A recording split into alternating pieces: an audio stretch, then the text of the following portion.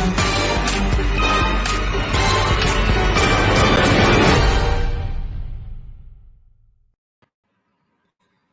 morning, everyone. It is Wednesday.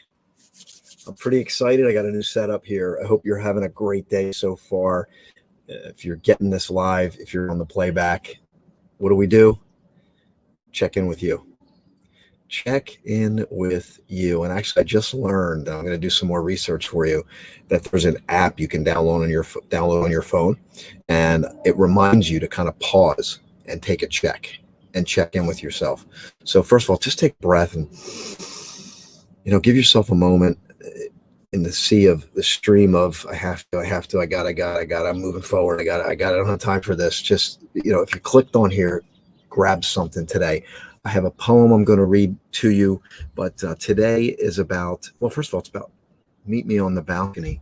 It's a cool, like 60 some degrees right now, but it's supposed to rocket up to like 90 degrees Fahrenheit today.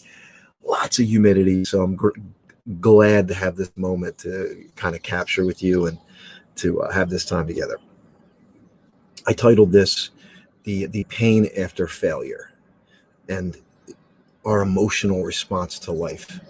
And if you think about it, if you really stop and think, if you go through the tough times that you've gone through in your life, and this took some reflection on my part to really capture this, but there's a moment when you go through this painful phase, something happens, blindsides you, and you are left with this, like, in the beginning, you're trying to like process what just happened, and you might be going through these emotions, right?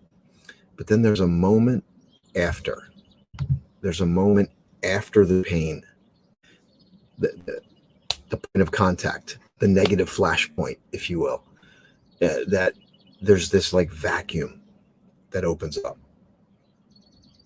It's almost indetectable. And when that happens, I believe that's our greatest call to like lift our head up and really look around and grab the lesson, the meaning.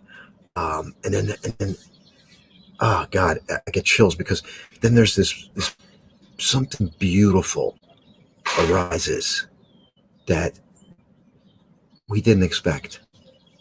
We could never have even imagined that it would happen, but it did. And it opens up. But I think here, this is why I'm bringing this up, is that can we grab the lesson there? And the other thing I wanted to play into this was our emotional response to life. And if you think about it, the quality of our lives is really our emotional response to life. And I'm going to talk more about this. I may even talk more about this at the live event, because this has really been kind of just developing inside of me as I move forward. Good morning, Daniela, live on the balcony. On the balcony. It's going to be 90 degrees today. But I like in this idea of playing with the paradox, like we were talking about earlier, and this idea that, like, and if you look at, if we could magically create a spectrum of society and the emotional responses, and this is what I want to talk about. You the pain after failure or some kind of a life situation. Then you have our emotional response to life. If I could magically measure the emotional response to life from society, it would be pretty measurable. In other words, someone dies, this emotion. If I lose my job, this emotion. If this happens, this emotion. We can pretty much measure that out. And this is where I think the quality of our lives improves. This is really profound. But I believe we embrace life and the emotion, but we condition ourselves to have a paradoxical response. There's people that have done this throughout life, and I believe these are people that have dug into deeper meaning, and they're able to cultivate something different, and life opens up. Beauty in that lesson after the pain point opens up, and then in this vacuum of like, oh, this happened, there's this vacuum where we feel, and then maybe there's this moment of this void almost, and then we can grab the lesson, and then it's there that I believe we can start our engines. We can fire up our engine and really crank things up. But anyway, then we can start to create a different emotional response. Be more intentional. Like, in other words, I feel here. This is normal for me to feel this way. But then what can I do to intentionally feel better and create more gratitude?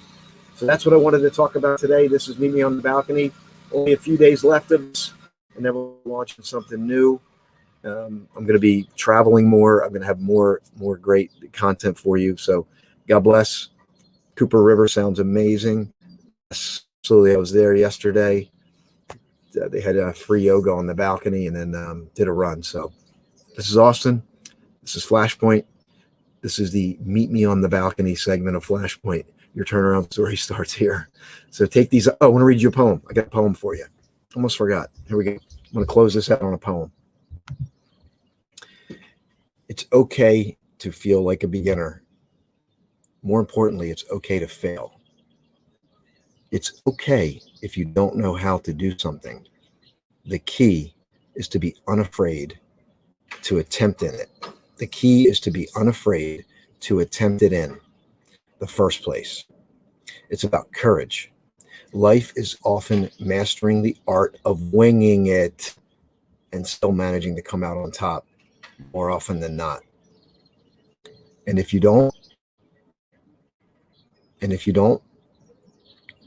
2 words: begin again.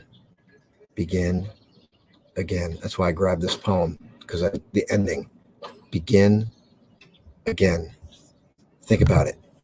Ultimately, it's about going to begin again, right? No matter what happened, if you are getting this video, you're breathing, you're relatively healthy, you're not going through a major health crisis.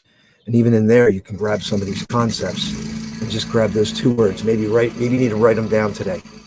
Begin again. Begin again. Keep saying that to yourself. And I got one other thing to share with you here. Let's see here. We got Flashpoint 3.0 coming at you. Let me share this little. You'll like this, Danielle. He explains things in a way that I've never heard before, so it helps us to have an open mind and look at things differently than we're used to looking at them.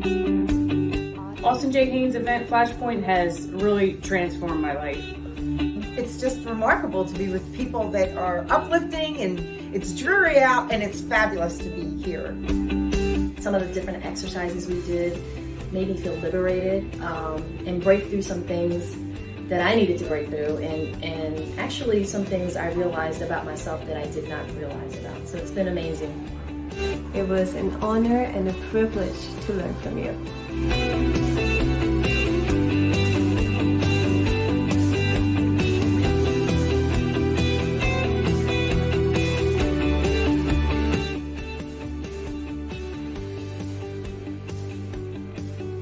If you have an opportunity to come to an Austin Haynes event, don't hesitate.